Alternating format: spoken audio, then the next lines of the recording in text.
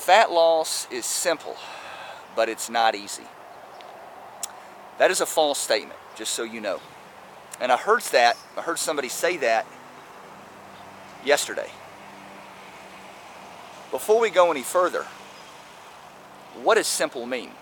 Well, relative to this statement, simple implies there's a low level of complexity, or there just isn't any complexity. In other words, it's easy to grasp, it's easy to understand, it's easy to figure out.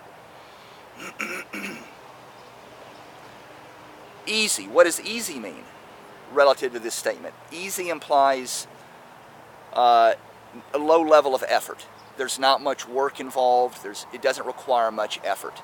All right. So what this statement implies is that it's not difficult to figure out how to lose fat. It just takes a lot of effort to. Let me say this very loud and let me say this very clear. That is 100% incorrect. And I'm going to give you social proof of that we all see every day and that I see every day. If that's true, and that statement implies that it takes a lot of hard work, a lot of effort, right?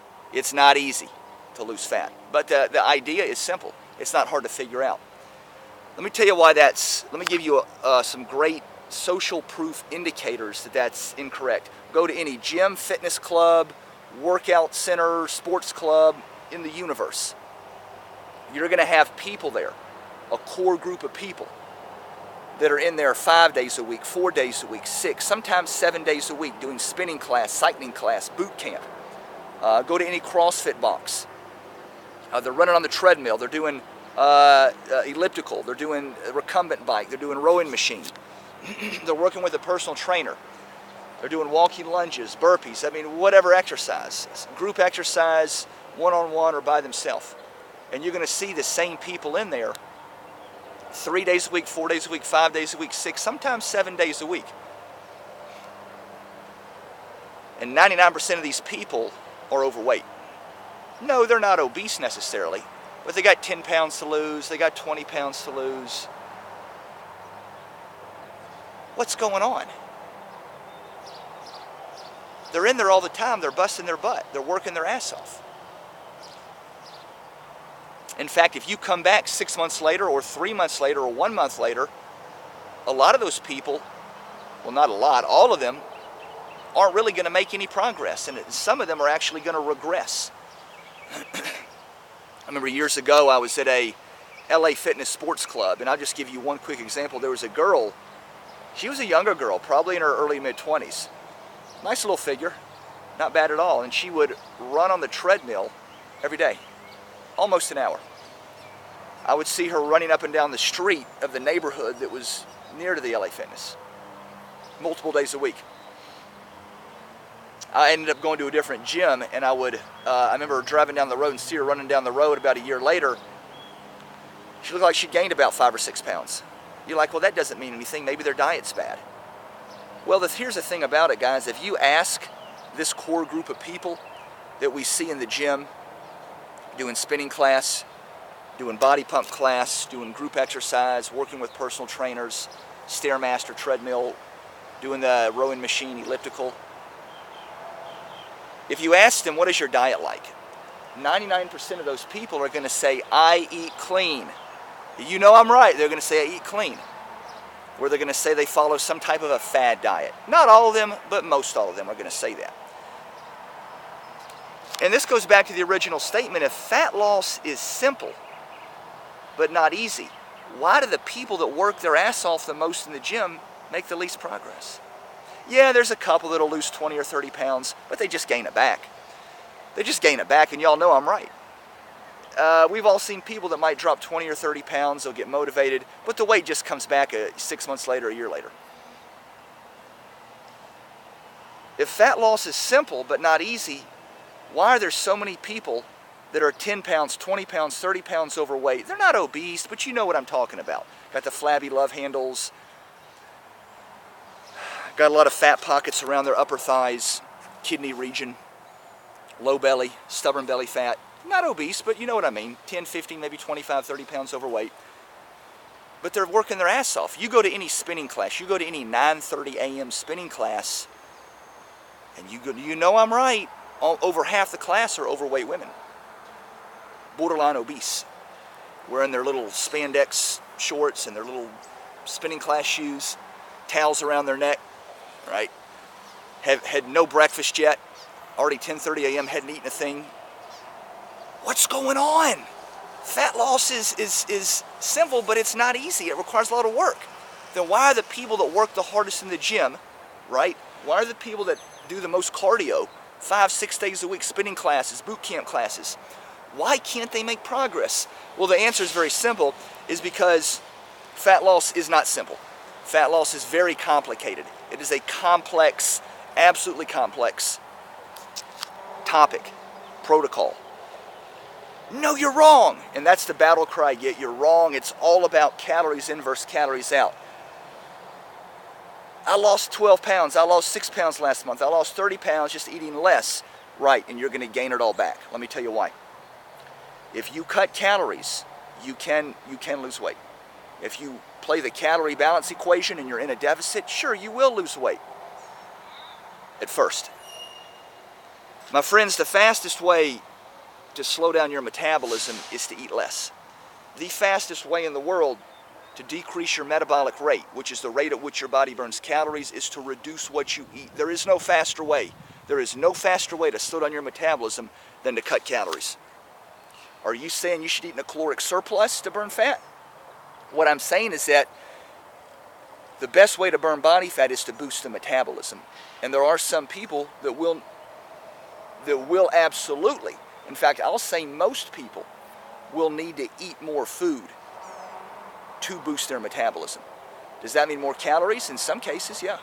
But just because you're eating a higher volume of food doesn't always mean it's more calories.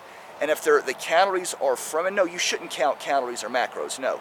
But if the calories and the macros are from the right food sources, they're going to actually synergistically work together to boost your metabolism. They're going to be partitioned. It's like I've said, 500 calories from wild salmon and sweet potato. You got another meal, 500 calories from cake and ice cream. Both are 500 calories. Which is your body most likely to store as body fat? They're the exact, I'll even go, what if you had 500 calories from sweet potato and wild salmon and 450 calories, right? So you got 500 sweet potato, salmon, 450 from cake and ice cream. Which is more likely to be stored as body fat? Well, the cake and ice cream. It's just going to spike insulin levels. It's processed, refined, sugary trash, filthy carbs with fats, with saturated fats. It's more likely to, even though it's less calories. And the reason for that is, I know that's a pretty extreme example, but the point I'm making is that the human body will partition calories, will allocate calories, use them better in the body synergistically if they're from more rich, healthy, nutrient-dense, micronutrient-dense foods. Back to the original point, or back to the point I was making a minute ago. Fat loss is simple, but it's not easy. Another reason that's false, well, let me get back to the first reason. It's not simple because nutrition is 90% of the fat loss game. What goes into your mouth is 90% of the fat loss game. 90%. And by the way, there's a merry-go-round in there, and you know little kids would love these little concrete circus animals here to climb on. This would like be a paradise for any kid under the age of 10, maybe under the age of 15. But back to the point is that there's nothing simple about nutrition. You got to know exactly what to eat for every meal, the exact food type. You have to know the exact amount. I like the word portion. How many ounces, how many cups, half cup, quarter cup, how many tablespoons, how many ounces of each food type for every meal of the day, for every day of the week. Should you eat differently every single day of the week? Almost. At least 5 of the days, maybe 6. A couple days might be the same, all right, maybe 3. But your food's got to be different. The portion size and the type of food for every meal, every day of the week. Based off of your age, your height, your weight, your gender, your somatotype, your waist measurement, your food preferences, likes, dislikes, any medications you're on, any health ailments you have, what your current diet's like, what your past diet was like, what your current exercise is like. Folks, that's not simple. That's not simple to decipher. That's not simple to ascertain. There's nothing simple at all about that. It's extraordinarily complicated. But according to that phrase, fat loss is simple, not easy. According to that phrase, that's not a problem to figure out. You just got to work your ass off in the gym. Not true. Every single time I have a new sign up for their customized eating program. Every time. There is no exception to this. Well, I can think of a couple. If you're a couch potato, this wouldn't apply. But the people that I attract, the people that I work with are already in the gym 3 or 4 days a week. They're already working out. They're already doing cardio 4 days a week, weights 4 or 5 a week. They're already doing spinning class, boot camps. They're already doing group exercise. In other words, they're fitness fanatics. So when I have those people and they have, they're 30 pounds overweight or they're 16 pounds overweight, they want to lose 12 pounds, whatever the number is, 9 times out of 10, I'm going to decrease their exercise. I want you 3 weight training days a week, right? And we're going to increase their food. Well, how in the world, and that's a tough thing to that's a tough mental hurdle. I had one woman say, she didn't do CrossFit, but she did some type of boot camp class where they did like battling ropes, if y'all know what those are. What else would they do? These CrossFit-y type exercises, like just, I don't know, goofy stuff. Stuff you do till you like want to puke, that makes your muscles burn like crazy and makes your heart rate go sky high, and a lot of supersets. And anyway, and I said, we got to cut that out and focus on your food because your eating is trash. Didn't like to hear that. I'll never forget what she said. She said, reducing this exercise, reducing all the cardio I did, has been devastating. I said, no, you silly broad. Having your kid get cancer is devastating. Losing a limb in a car wreck, that's devastating. But that's how mentally warped this person was. That's the sign of the chronic addiction this foppish person was. That's how screwed up she was. She thought that it was devastating to reduce her cardio. Guys, you can't make this stuff up. You can't make this up. You could take the most godless, liberal Hollywood screenwriters, and they could not put together a story this dysfunctional. They couldn't do it. But guys, I'm telling you right here and right now that best believe nutrition is 90% of the fat loss game. Some people say 80%, some people say 70%. I say not 90%. It's that important. You could do no exercise and eat, not even exactly, eat 90% the way you're supposed to. Follow your program to 90%, and you'd make better results than the person in the gym 5 or 6 days a week just trying to do it on their own with the nutrition. Now, I do think exercise is a good thing, and I recommend, in fact, I put every single person, and you guys can follow it if you want, I put every person that signs up with me on a 3-day-a-week total body program. It's a published program of mine. It's less than 45 minutes, warm up for 5 minutes, less than 45 minutes total, 3 days a week. Cardio should be, on days you don't lift weights, 10 to 15 minutes, and I tell you exactly what to do. We want you in and out of the gym. We don't want you in the gym for very long. We want you in the kitchen packing your meals, weighing your food, measuring your food. Too many people have a low kitchen time and a high gym time. Another quick story. I had a woman, this is years ago, and she said, when you sign up for your program, you get an evaluation. And she filled out her eval, and that's how I can get your content, your information, or your stats rather, your specs. And I'll never forget what she said. She said, I'm a very busy woman, so I won't have, I'm very busy, I'm in the gym 6 days a week, so I'm not gonna have time to do much food prep. I'm like, I said, that's a great thing, because number one, you're not gonna need to be in the gym 6 days a week anymore, right? You're gonna free up. And most people, whether they admit it or not, they're already in the gym. They're already in the gym 10 to 12 hours a week. If you're going to the gym 4 days a week, you got to factor in travel time.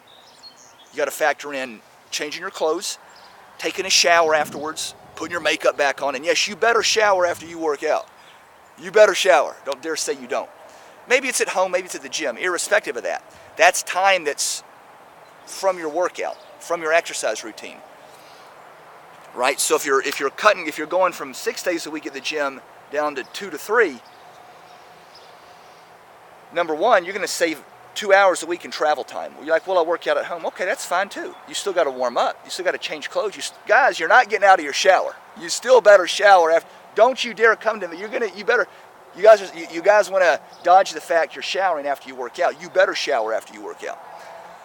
All right, maybe you do your hair, makeup for some of you ladies out there. Who knows? My point is that when you factor in travel time to the gym, cleanup time, change of clothes, so on and so forth, is for most of you guys that are in the gym at least 3 days a week. You're in the gym 2 hours, at least.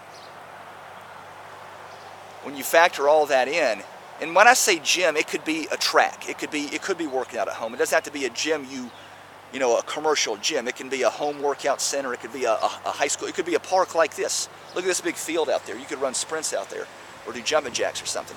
My whole point, guys, is that you're going to save a tremendous amount of time when you reduce your exercise. And that time, if you're saving 4 hours a week from the exercise, from the workouts, that's just an extra 2 hours a week you'll need to spend in the kitchen. So you're still coming out saving more time in the end. That's the point I'm making. I told the girl that said she was so busy from all her gym time, I said, no, you're only going to be, because you're following this program here. You're following this workout routine.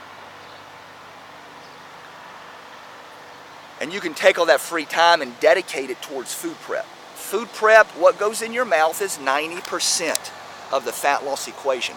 And that's why, my friends, that's why fat loss is not simple. It's a very complicated topic. It's very complicated. If you want to burn fat and keep it off, that's the key. We're not talking about losing 20 pounds and gaining it back. All right? And 99% of dieters, 99% of people eventually gain the weight back. Might be next month, might be next year, might be in 3 years. But the weight's coming back on. The weight's coming back. And it's not up to you. And the weight's coming back for 5 reasons. And I did a video on that. If you want to see that video, type in 5 rebound. Type in 5 rebound. 5 reasons people rebound their diet. And I'll link the website, or not the website, the article and/or the video below. And that's why fat loss, and that's why the phrase that fat loss is simple, but not easy, is absolutely false. WetWolfTraining.com, Wet Wolf Nutrition, signing out. Have a great one, guys. We're out of here.